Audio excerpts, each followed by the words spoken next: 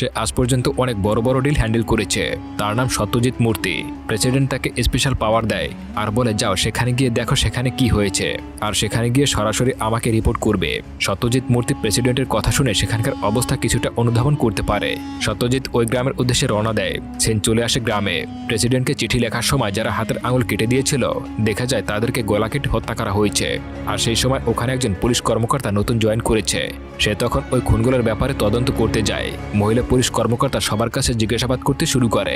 তাদের মধ্যে এতটাই ভয় ছিল যে গ্রামের কোনো ব্যক্তি ওই লাশগুলোর পরিচয় সম্পর্কে বলছিল না। একসময় কান্না চেপে ধরে না রাখতে পেরে গ্রামের মহিলারা তাদের আত্মীয় স্বজনের কাছে গিয়ে কান্না করতে শুরু করে। আর তখনই ছোট একটা বাচ্চা চিৎকার করে বলে ওঠে, এদের সবাইকে খুন করেছে রণবীর। মহিলা পুলিশ অফিসার যার নাম বিজয় লক্ষ্মী, সে তখন রণবীরকে অ্যারেস্ট করার জন্য তার বাড়ির উদ্দেশ্যে রওনা দেয়।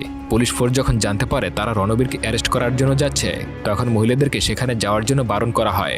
বিজয় লক্ষ্মী তখন সবাইকে বলে, ভয় নেই, তোমরা ডিউটি পালন করো আমার সঙ্গে। তখন একজন পুলিশ কনস্টেবল বলে ওঠে, ডিউটি পালনের আগে জীবন বাঁচানো উত্তম।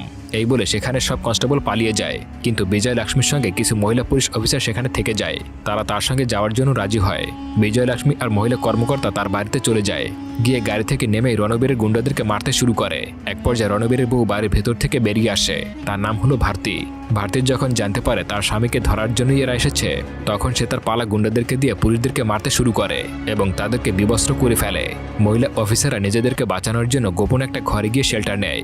ভারতী তাদেরকে বোঝানোর চেষ্টা করে রণবীর কি জিনিস, তার রাজত্ব কি জিনিস। এরপর পুলিশ কর্মকর্তারা প্রার্থনা করতে থাকে তাদেরকে যেন কেউ এখান থেকে বাঁচিয়ে নেয়। তারা একদমই ভেঙে পড়ে আর কান্না করতে শুরু করে।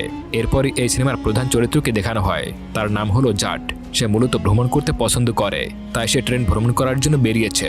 ট্রেনের যান্ত্রিক ত্রুটির জন্য অন্ধ্রপ্রদেশে স্টেশনে এসে থেমে যায়। এই সময় তার প্রচণ্ড ক্ষুধা লাগে। আশেপাশে জিজ্ঞাসা করার পর জানতে পারে দূরে একটা ধাবা রয়েছে। সে সেখানে গিয়ে কিছু খেতে শুরু করে। তখনই সেখানে কিছু গুন্ডারা চলে আসে আর ওই বুড়ি দোকানদারকে ডিস্টার্ব করতে শুরু করে। আর তারা হোটেলে ঢোকার সময় জাটের খাবার নিচে ফেলে দেয়। কিন্তু এই বিষয়ে তাদের কোনো গুরুত্বই নেই। জাট এতে কিছুটা ক্ষিপ্ত হয় আর সে উঠে গিয়ে ওই গুন্ডাদেরকে বলে, ভাই আমি খাচ্ছিলাম আর খাবারটা তোমরা ফেলে দিলে, তাই তোমরা এখন আমাকে সরি বলো। তখন গুন্ডারা হাসতে থাকে আর বলে, তুই কোথায় আছিস, তুই কি জানিস কার কাছে কি চাইছিস তাকে তুই বলতে পারিস? কিন্তু তারা সরি না বলে তাকে ধাক্কা দিয়ে বের করে দেয়। মারধর করতে শুরু করে। জাটও তখন তাদেরকে মারতে শুরু করে এবং তাদেরকে এমন মারধর দিতে শুরু করে, ভয় পেয়ে তারা সবাই সেখান থেকে পালিয়ে যায়। শেষমেশ একজন বলে, তুই আমাকে মারছিস, তুই জানিস না আমি কার লোক? আমার ভাই যদি জানতে পারে তোকে জ্যান্ত কবর দিয়ে দেবে। জাট বলে, ঠিক আছে, তার মানে তোর ভাই আমাকে সরি বলবে, চল তোর ভাইয়ের কাছে। জাট তাদেরকে সাথে করে নিয়ে রামের বাড়িতে চলে যায়। মানে এই রাম হচ্ছে গুন্ডাদের বস। রাম এই অঞ্চলের একজন রাজনীতিবিদ। তার এলাকায় খুবই ভালো প্রভাব রয়েছে। জাট যখনই তার বাড়িতে ঢুকছিল তখন সে